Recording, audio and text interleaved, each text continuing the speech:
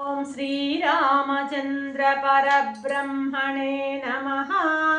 श्री गुरुभ्यो नमः। श्रीमात्रे नमः। श्री गणेशाय नमः।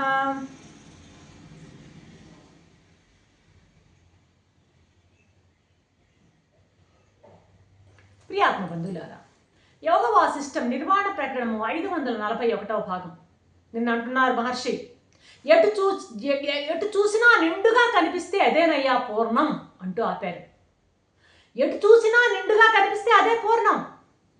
నిండుగా లేకపోతే ఏదో మనకు కొరత ఉన్నట్టే, ఏదైనా సరే కొంచెం కొరత ఉన్నట్టుగానే భావిస్తాం కదా. కాబట్టి చెప్తున్నారు ఆయన వశిష్ఠ మహర్షి ఏమంటే, ఇప్పుడు నీకు ప్రపంచంలో ఏదైనా సరే కొరవ పెట్టుకోకుండా ఉంటే, కొరవ అనేది లేకుండా ఉంటే అది ప్రపంచమైనా సరే అది పూర్ణమే. ఏ విధమైనటువంటి కొరవ లేకుండా ఉంటే అది పరమాత్మే కాక మరేమిటి అని ప్రశ్నిస్తాడు ఇక్కడ వశిష్ఠ మహర్షి. ఏ విధమైన కొరవ లేదు అంటే అది పరమాత్మ కాక ఇంకేంటయ్యా అంటున్నాడు. కాబట్టి ప్రపంచం కూడా పూర్ణమే, ఎందుకంటే ప్రపంచం కూడా పరమాత్మ యొక్క రూపమే కాబట్టి అది కూడా పూర్ణమే. పూర్ణమద పూర్ణమిదం పూర్ణాత్ పూర్ణముదచ్యతే పూర్ణస్య పూర్ణమాదాయ పూర్ణమేవ అనేటువంటి ఆ ఉపనిషత్ మంత్రం చెప్తున్నది కూడా అదే. నువ్వు ఆకాశం చేత పూర్ణమయ్యావు, ఆకాశంతో నువ్వు ఆకాశం చేత నువ్వు పూర్ణమైంది అనుకో, తప్పేమి లేదు. లేకపోతే అనాత్మ చేత పూర్ణమైంది అనుకో, ఆత్మ చేత పూర్ణమైంది అనైనా అనుకో, అనాత్మ చేత పూర్ణమైంది అనైనా అనుకో. అనాత్మ అంటే ఏంది? కనిపించే నామరూపాత్మక ప్రపంచం చేత అయినా పూర్ణమైంది అనుకో, అదైనా పూర్ణమే. అంతా ఆత్మతోనే పూర్ణమైంది అనైనా అనుకో, అది పూర్ణమే. సత్రూపంగానైనా పూర్ణమే, చిత్రూపంగానైనా పూర్ణమే.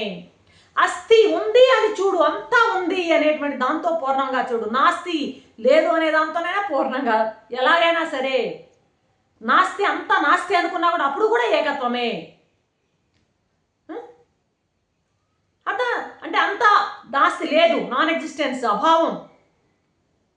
అభావంగా చూసినా ఏది లేదు. భావం అంటే ప్రజెన్స్, అభావం అంటే లేనిదేని అర్థం. అభావంగా చూసినా కూడా అది పూర్ణమే అంటున్నాడు. అర్థమైందా? కాబట్టి ఈ యొక్క ఇక్కడ ఏంటంటే అభావంతో చూస్తున్నావు నువ్వు, అభావంతో నీ చూపు కలిసింది అంటున్నాడు. అభావంతో నీ చూపు కలిసినట్లయితే అంటే అభావము ప్లస్ చూపు. అభావం అంటే ఆకాశం, చూపు అంటే జ్ఞానం అనమాట. ఈ ఆకాశంతో జ్ఞానంగాన కలిసినప్పుడు భగవంతుడే అంటున్నాడు. ఆకాశంతో జ్ఞానం, ఇప్పుడు సర్వత్రా వ్యాపించి ఉన్న ఆకాశంతో జ్ఞానంగాన తోడైందంటే, ఆకాశం ఉంది జ్ఞానం తోడైందంటే పరమాత్మే. అభావం ఆకాశం, చూపు అనేది జ్ఞానం, ఈక్వల్ చిదాకాశం. చిదంబరం అంటాం, అదే చిత్ ఆకాశం. ఆకాశం చిత్తుతో నిండిపోయింది, చిదాకాశం, అదే జ్ఞానాకాశం, అదే చిదంబరం. అంచేత నాస్తి లేదు అన్నా కూడా మునిగిందేమీ లేదు అంటున్నాడు ఇక్కడ వశిష్ఠ మహర్షి. అందువల్ల సమంగా మనము పరమాత్మను చూడాలి. పరమాత్మని అస్థిగా చూస్తే, ఉంది అని చూస్తే ఒక చివర అవుతుంది, లేదు నాస్తిగా చూస్తే మరొక చివర, ఎక్స్ట్రీమ్ ఎండ్ అంటాం దీన్ని. అది ఒక పరాకాష్ట, ఇది ఒక పరాకాష్ట, రెండు విభిన్నమైనటువంటి ధ్రువాలు అన్నమాట ఇవి, అస్థి నాస్తి. ఆకాశంలో అలా చూస్తే ఒక ఎక్స్ట్రీమ్ ఎండ్, అనాకాశంగా చూస్తే ఇంకొక ఎక్స్ట్రీమ్ ఎండ్. ఈ ఎక్స్ట్రీమ్ ఎండ్స్కి వెళ్ళొద్దు అంటున్నాడు ఇక్కడ వశిష్ఠ మహర్షి. సమంగా శాంతంగా ఉండాలి, అది మహామౌనం, అది నిజమైనటువంటి గొప్ప మౌనం అది. ఎక్స్ట్రీమ్ ఎండ్స్ వద్దు, అటు పూర్తిగా ఎక్స్ట్రీమ్ ఎండ్స్ కాదు, సమంగా శాంతంగా ఉండు అంటున్నాడు.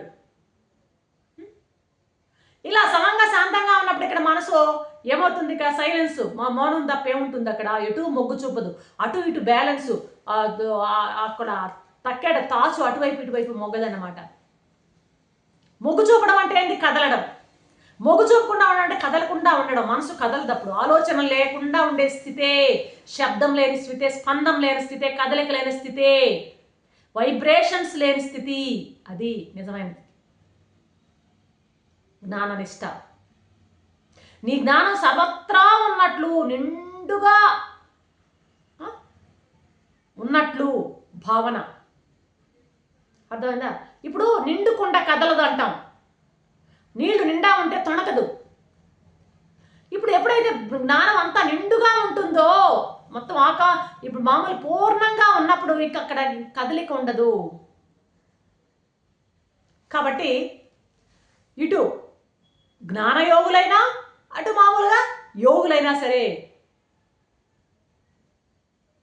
అర్థమైందా? వీళ్ళిద్దరూ కూడా ఈ రకమైనటువంటి మౌనంలోనే ఉంటారు, సుషుప్త మౌనంలోనే ఉంటారు, ఉండడానికి అవకాశం ఉన్నది. జ్ఞాన మార్గంలో జ్ఞానయోగి ఉంటాడు, ఈ యొక్క యోగ మార్గంలో ఈ యొక్క యోగి ఉంటాడు. జ్ఞాన మార్గంలో కొందరు ఈ మార్గాన్ని అవలంబిస్తారు, యోగ మార్గాన్ని మరికొందరు అవలంబిస్తారు. అర్థమైందా? ఇప్పుడు యోగులైనా కూడా వాళ్ళు కుంభకం చేసి కూర్చున్నారంటే మౌనంగా కాక ఏముంది? మౌనంగానే ఉంటారు వాళ్ళు, ఇక్కడ ఎక్కడ కదలిక ఉండదు వాళ్ళు. ఏం చేస్తాడు అతను? అక్కడ ప్రాణాన్ని బాగా నిలబెడతాడు గట్టిగా. ప్రాణాన్ని ఎప్పుడైతే నిలబెడతాడో మనసు నిలిచిపోతుంది. ఎందుకంటే ప్రాణానికి మనసుకి రెండింటికి అవినాభావ సంబంధం ఉంటుంది. ఇది యోగుల పని. ఇక జ్ఞానుల పని, వీళ్ళని సాంఖ్యులు అంటారు. జ్ఞానయోగాన్ని సాంఖ్యయోగం అంటారు. ఎందుకని అంటారు? సంఖ్య చేతనే తత్వాన్ని తెలుసుకుంటారు వాళ్ళు, కాబట్టి సాంఖ్యులు అంటారు. వాళ్ళు సంఖ్యతో తత్వాన్ని తెలుసుకుంటారు కాబట్టి సాంఖ్యులు అంటారు. సంఖ్యతో ఎలాగ తత్వాన్ని తెలుసుకోవడం అంటే ఎట్లా? సంఖ్యతో అన్నీ తోసి పారేస్తూ ఉంటారు. ఇది కాదు నేతి నేతి, ఇది కాదు ఇది కాదు ఇది కాదు ఇది కాదు అని తోసివేస్తూ నెట్టేస్తూ ఉంటారు. అలా సంఖ్య దగ్గరకు వస్తారు. ఇప్పుడు చూడండి, ఒకటి ఇది కాదు, రెండోది ఇది కాదు, మూడోది ఇది కాదు, ఇలా ఇది సాంఖ్యం అంటే ఇది కాదు ఇది కాదు అంటూ ఆ విధంగా లెక్క పెట్టుకుంటూ అన్నిటిని తోసి పారేస్తూ రావడం. ఇది సాంఖ్యం అనే దానికి అర్థం వస్తుంది, ఒక అర్థం. కాబట్టి ఇదేంటంటే చక్కగా ఉన్నట్లుగా బయటపడి కనిపిస్తూ ఉంటుంది సాంఖ్యంలో. కాబట్టి సాంఖ్యం అంటాం దీన్ని, జ్ఞానయోగాన్ని సాంఖ్యయోగం అని కూడా అంటాం. సాంఖ్యం ఏం చేస్తుంది? ఇది తోసేస్తూ ఉంటుంది అనమాట. అనాత్మ అంతటిని మైనస్ చేస్తూ పోతూ ఉంటుంది, ఆత్మని కలుపుకుంటూ పోతుంటుంది. పట్టుకోవడం, అనాత్మని తోసేస్తూ పోవడం, మైనస్ చేస్తూ పోవడం, ఆత్మను కలుపుకుంటూ పోవడం. ఇది ఒక రకమైనటువంటి సమ్యక్ జ్ఞానాన్ని పట్టుకోవడం అన్నమాట. ఈ సమ్యక్ జ్ఞానంతో కానీ మనకు లభించదు ఏది? నిజమైనటువంటి ఆత్మజ్ఞానం లభించదు. మరి ఈ జ్ఞానాలు సాంఖ్యులు ఈ విధంగా వస్తే యోగులు ఎట్లా ఉంటారంటే ప్రాణాన్ని అదుపులో పెట్టుకుంటూ ఉంటారు. ఆ ప్రాణాన్ని ఎప్పుడైతే అదుపులో పెట్టుకుంటారో మనసు కంట్రోల్ అవుతూ ఉంది. ఎందుకంటే ప్రాణానికి మనసుకి రెండింటికి సంబంధం ఉంది కాబట్టి ప్రాణాన్ని అదుపులో పెట్టుకుంటూ మనసుని కంట్రోల్ చేస్తారు యోగులు అంటూ ఆ యోగులకు సాంఖ్యులకు ఉన్నటువంటి తేడా చెప్పారు ఇక్కడ వశిష్ఠ మహర్షి. రేపటి ఎపిసోడ్లో ఏం చెప్తారు చూద్దాం. అంతవరకు సెలవు. సర్వం శ్రీరామచంద్ర నారాయణ.